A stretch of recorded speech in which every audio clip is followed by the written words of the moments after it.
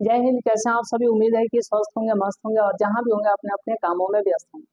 तो जैसे कि आप सभी लोगों को मालूम है कि आज के क्लास में हम लोग क्या बात करने वाले हैं, तो आज के क्लास में हम लोग बात करने वाले हैं, इसके पिछले क्लास में हम लोग बात करें तो सबसे पहले पहला चैप्टर को स्टार्ट किए थे, उसको कंप्लीट किए और उसमें जो है फिर पहला चैप्टर में 5 भाग बन गया, जिसमें से पहला भाग यानी क का नाम था क्या? भूमि। भूमि संसाधन। भूमि संसाधन। भूमि संसाधन। और दूसरा भाग यानी ख का नाम था क्या? जल संसाधन। तो भूमि संसाधन वाला को हम लोग कंप्लीट कर लिए, इसका ऑब्जेक्टिव देख लिए, ठीक है। इसका लघु उत्तरीय प्रश्न को देख लिए, फिर लघु उत्तरीय प्रश्न को देख लिए, फिर उसके बाद जो है दीर्घ उत्तरीय प्रश्न को देख लिए। आज के क्लास में हम लोग फिर अब न्यू चैप्टर स्टार्ट करेंगे, जिसका नाम है जल संसाधन। ये पहला ही चैप्टर का भाग आप कह सकते हैं, ख भाग है, ठीक है। तो जिसका नाम है जल संसाधन, तो आइए जल संसाधन को हम लोग स्टार्ट करते हैं, यानी कि अगला चैप्टर इसको बोल सकते हैं भाग ख को स्टार्ट कर रहे हैं, जिसका नाम है जल संसाधन। क्या नाम है? जल संसाधन। इसमें हम लोग क्या पढ़ेंगे? तो सबसे पहले हम लोगों को याद होना चाहिए कि जल हमारे लिए कितना क्या है? जीवनदायन। इसको जीवनदायिनी संसाधन भी कह सकते हैं। यह हमें जीवन देता है। वैसे तो ऑक्सीजन भी है, लेकिन जल है तो कल है, जल ही जीवन। आइए इसी को जो है हम लोग इन सारी बातों पर जो है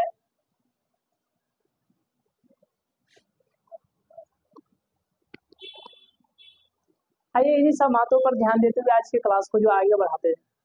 तो सबसे पहले हम लोग बात करेंगे कि 1/3 यानी 1/3 ये क्या है? 1/3 भाग पर जल है। अब यहाँ पे आपको ध्यान देना है, 3/4 भाग पर जल है, ठीक है ना। मतलब 4 हिस्स में से 3 हिस्स क्या है? तो जल है। 1 भाग पर जो है स्थल वगैरह है।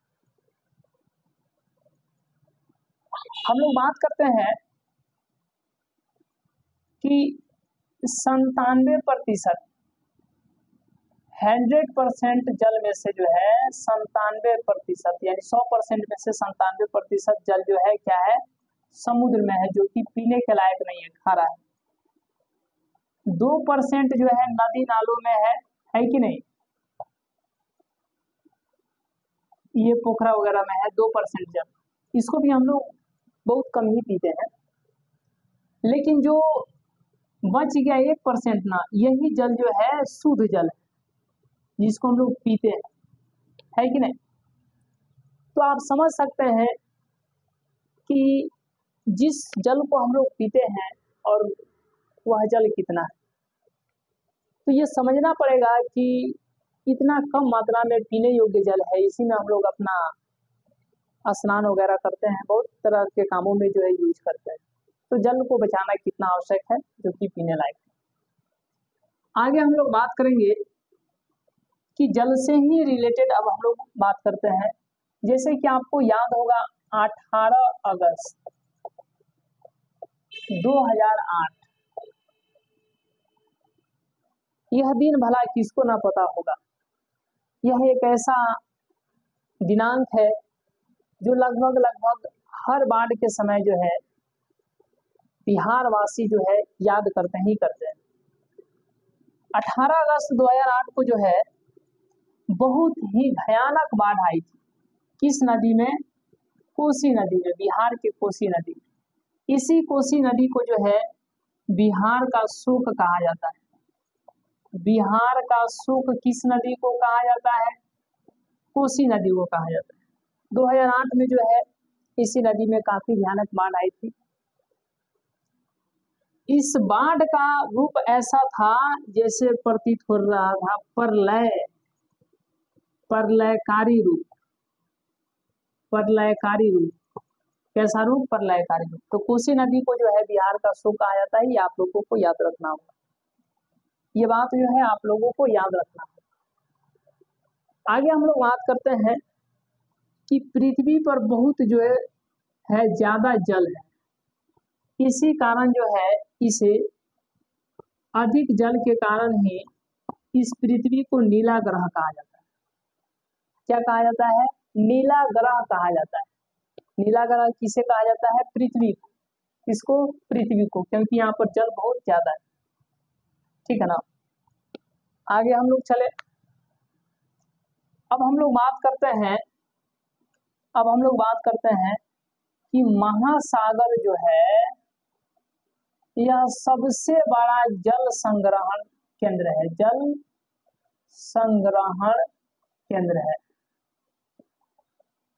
कौन? तो याद रखिएगा, महासागर। इसीलिए महासागर को जलधि कहा जाता है। क्या कहा जाता है? जलधि कहा जाता है। पहले हम आपको बताएं कि जल जो है हमारे लिए कितना उपयोगी है। जल है तो कल है, जल ही जीवन है। फिर आगे हम लोग देखें कि 18 अगस्त 2008 को जो है बिहार में बहुत ही भयानक बाढ़ आई थी कोसी नदी के कारण। बिहार का शोक जो है कोसी नदी को कहा जाता है। किस नदी को कहा जाता है? कोसी नदी को। फिर हम लोग देखें कि 97% जल जो है खारा है, जो कि समुद्र में है। 2% यानी कि 2% जल जो है ये नदी, नालों, पोखर, झील वगैरह में है, और मात्र 1% जल जो है यह पीने योग्य जल है। ठीक है, तो 97, 2, 99 और 1, 100, यानी कि 100%, यानी कि 100% जल हो। अब हम लोग आगे बात करते हैं, ध्यान दीजिएगा कि 18 अगस्त 2008 को बहुत ही भयानक बिहार में बाढ़ आया था। कोसी नदी को बिहार का शोक कहा जाता है। 18 अगस्त 2008 को जो बाढ़ आया था उसका रूप जो है प्रलयकारी प्रतीत हो रहा था।